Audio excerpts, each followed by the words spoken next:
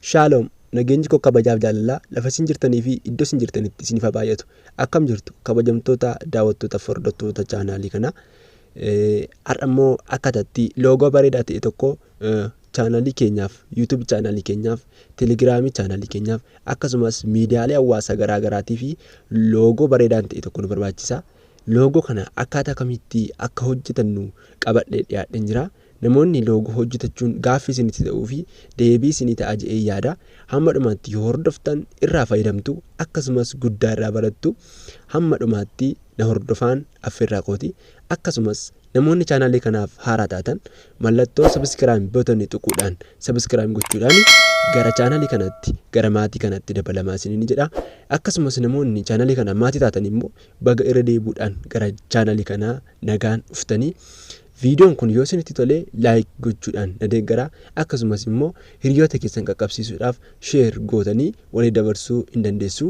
Akkaataatti loogoo bareedaa ta'e tokko hojjetannu barnoota bal'aa kan qabudha. Amma gara barnoota keenyatti hin dabarraa.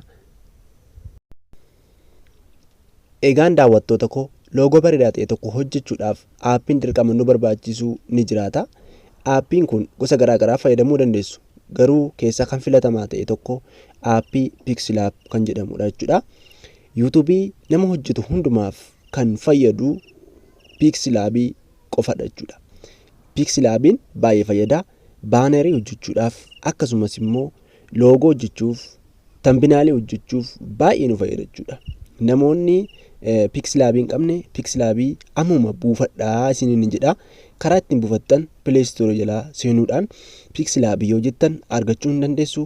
Akkasuma yoo barbaaddutti immoo karaa toora Telegiraamii koo jala seenuudhaan buufachuu ni dandeessu jechuudha. Liinkiin aappii kanaa achi jala jira. Achi jalaa gadi buufachuu dandeessu. Pixlabiin akkuma iskiriinii kanarratti agartanii kana fakkaata. Pixlabiin kun baay'ee fayyada jechuudha. Namoota YouTubeii hojjetan hundumaaf baay'ee kun fayyada. Buufadhaatii itti fayyadamaa isiniin jedha. Amma seenneetu waliin ilaalla.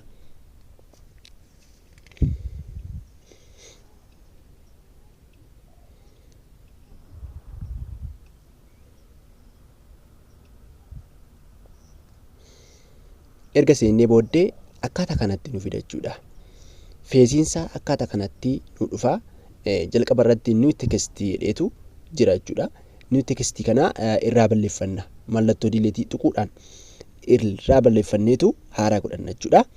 Erga irraa barreeffannee booddee gajjillaadhaan amma gara loogoo hojjechuutti dhufaa jirra waan ta'eef gajjillaadhaan mallattoon geengoo kan fakkaatu tokko jira jechuudha.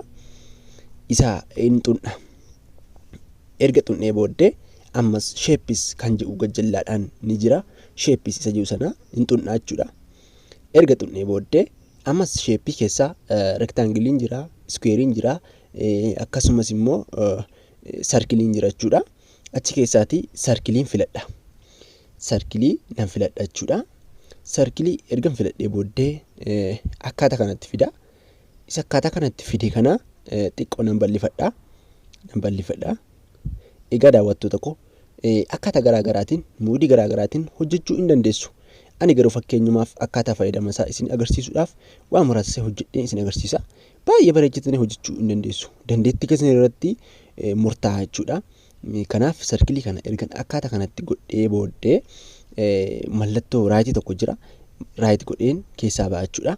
Ammas haalli teessuma isaa gar tokkotti caaluu waan danda'uuf relative position kan jedhu gajjillaadhaan jira jechuudha. Relative position kan jedhu gajjillaadhaan kunutti bakka itti agarsiise kana relative position kana xunneetu gidduu isaa kan jiru lamaan isaanii xunna. Warra gidduu jiran lamaan isaanii ni xunna. Gaafa nuti xunnu iddoo sirrii sanuu kaa'achuudha.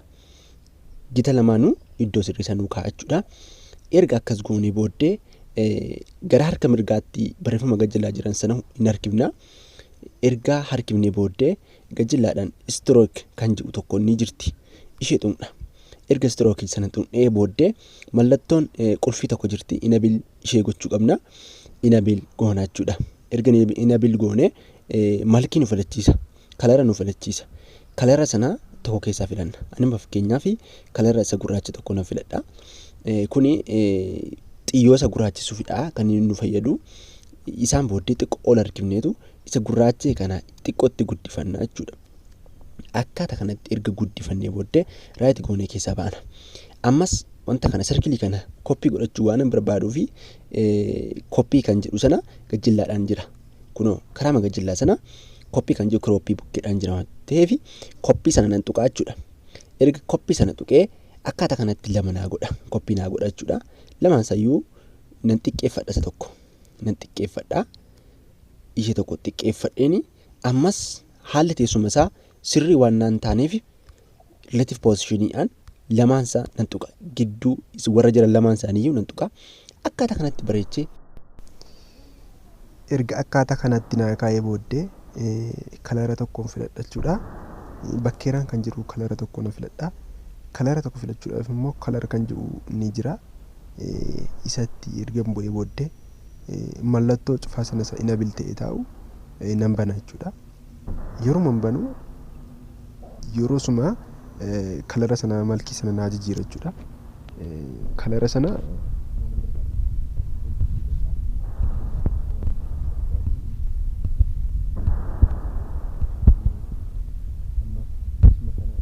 kanarra nan kaa'a jechuudha.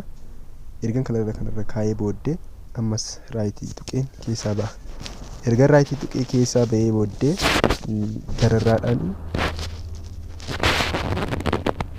iddoo xiyyi agarsiisaa jiru kan yaada sana tuqa. Erga tuqee booddee sarkilii sana lamaan walitti hidhachuudhaaf ammas gajjallaadhaan raayitii xiqqoon tokko jirti.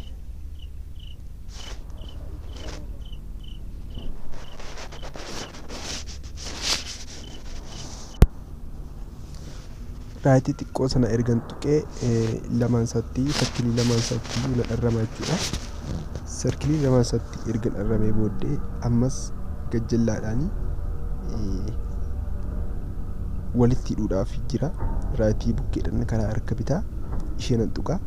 Erga tuqee booddee walitti hidhamuu na gaafata jechuudha. Akka walitti hidhame okee kan jiru tuqeen keessaa ba'a jechuudha.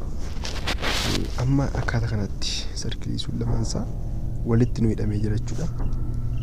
Amma immoo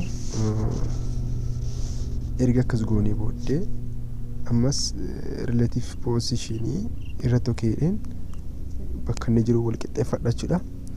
Erga wal qixxeeffadhee booddee egaa maqaa chaanaalii kan barbaadanitti gashattu.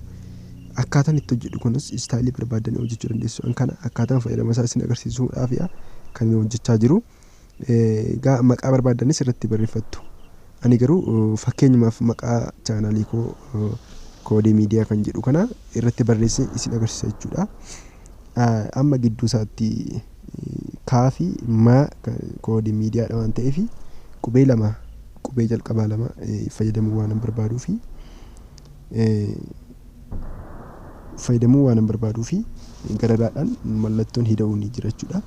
Mallattoo hidha'uu sana tuqa. Erga tuqee booddee tekstii kan jedhu filadha. Tekstii sana erga filannee booddee niiw tekstii isa jedhu sana irratti si'a lama xunna jechuudha. Yoo isin si'a lama xuxxan dabil kilikii yoo gootan malee isinii fidu jechuudha. Erga isin si'a lama xuxxanii booddee immoo akkaataa kanatti isinii fida. Amma harbuu miidiyaadha waan ta'eef H fi M filadha jechuudha. Akkaataa kanatti fudhachuu booddee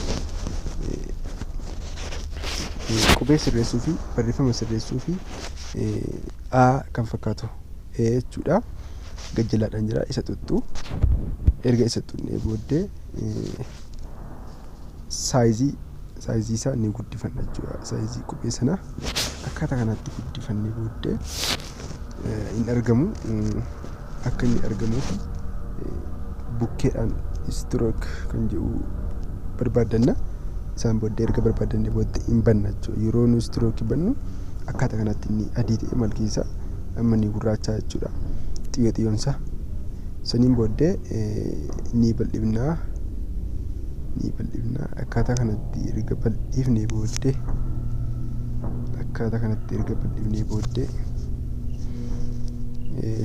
ammas inni sirreeffanna ala teessuma isaa ammas raayitii goonee baana. erga akkas goonee booddee akkuma silaa walitti hidhanna jechuudha. Qubee kanaaf sarkilii sananis immoo walitti hidhanna.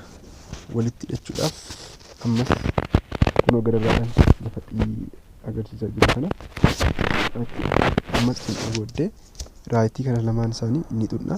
Erga xunnee booddee lamaan isaatti qubeettis sarkilii sanattis erga arrabnee booddee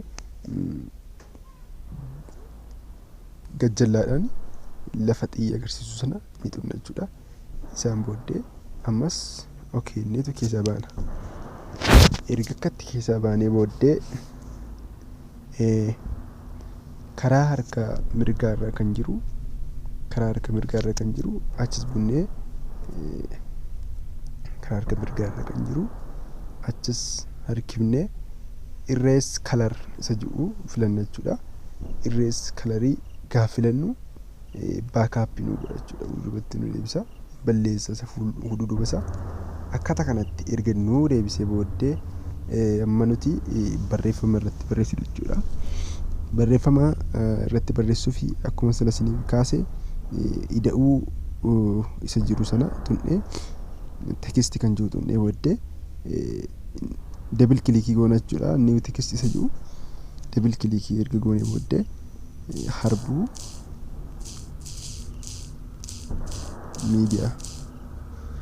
miidiyaa inneetu hin barreeffanna jechuudha. Isin waan barbaadan gochuu dandeessu. Isinitti meera waan barbaadan gochuu dandeessu. Maqaa chaanaalii keessanii irratti barreessitu. Ani garuu fakkeenyumaaf isinitti himaan jira. Akkaataa kanatti saayizii isaa erga dabalannee booddee saayizii isaa badaa hin xiqqeessinaa, badaa hin guddisina. Isaan booddee akkaataa kanatti erga barreeffannee qixeeffannee booddee karaa harka mirgaa achi sarkifna jechuudha. Achi sarkifnee karfi kan jedhu filanna jechuudha. Karfi kan jedhu kunuutti lafa kana jira. Karfi kan jedhu filanneetu barreeffama sana ni golbeessina jechuudha. Akka inni golbatu goona. Akkaataa kanatti ni golbeessina.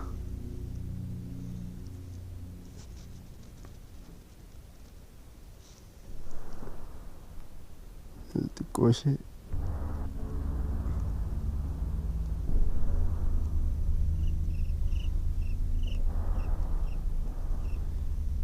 xiqqoo mataan isaa gadi dheeraa waan ta'eef xiqqoo nan dhiisa. Erga akkas goonee booddee koppii goona jechuudha. Gajjallaadhaan koppii kan jiru jira jechuudha. Lama barreessuu irra isuma koppii goona barreeffama jechuudha. Ammoo isa tokko immoo gajjallaadhaan kaa'annee booddee ammas karvii kan jiru barbaadanna. Karvii sana amma immoo ol deebifna jechuudha. Golbooba isaa ol deebifna. Xiqqoo baay'ee dacha'ee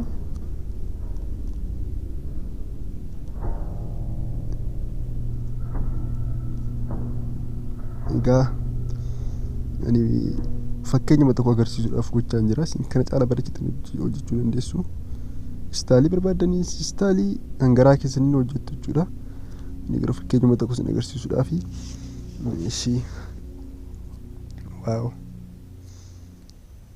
waaw amma bareedaadha. Baay'ee bareedaadha.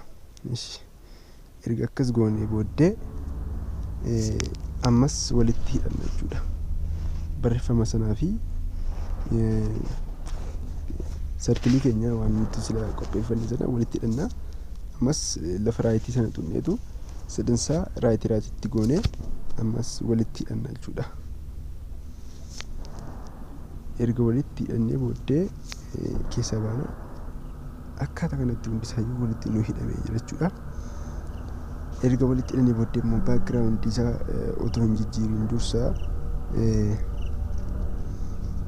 imboosii kan jiru xiyyooraan jira jechuudha. Imboosii sana tunna. Imboosiin sun xiqqoo cululuqsa. Akkaataa kanatti kun nu bareecha jechuudha. Akkaataa kanatti nu bareecheera. Nu cululuqsa jechuudha. Barreeffama keenyas sarkilii keenyas akkaataa barbaannetti nu cululuqsa. Isaan booddee raayit goone keessaa baana. Yoo barbaachisaa ta'e yoo hin barbaaddu ta'e tekstirii irra gashachuu dandeessu jechuudha. Tekstiriin han barbaadanii irra kaa'achuu dandeessu. yoo barbaachisaa ta'e immoo baagiraawundi isaa duuba isaa lafa kan iddoo kana tuquudhaan baagiraawundi isaa hin barbaadanitti kalara barbaadanitti jijjiirachuu dandeessu. Ala kun akkaataa kanatti.